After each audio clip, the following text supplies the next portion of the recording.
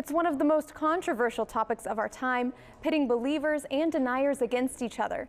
But in the past few months, the U.S. has seen near record highs in the percentage of Americans who believe there's strong evidence of global warming.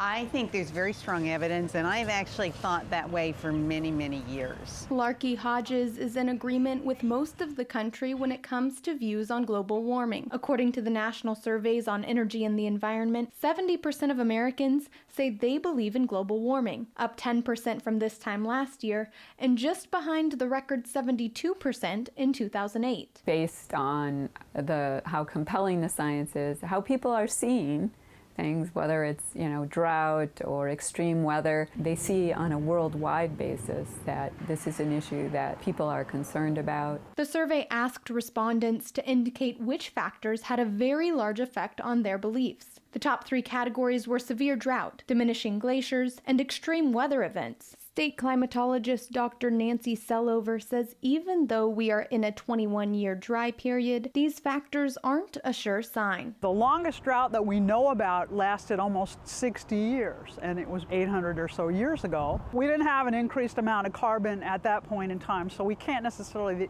blame it on that.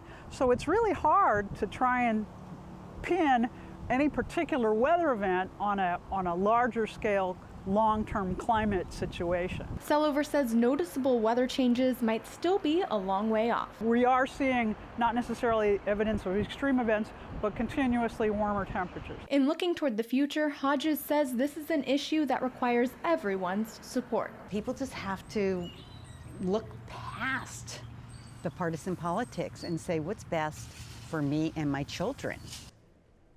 Barr says the survey was released at a perfect time, just a few months before the World Climate Summit in Paris this December.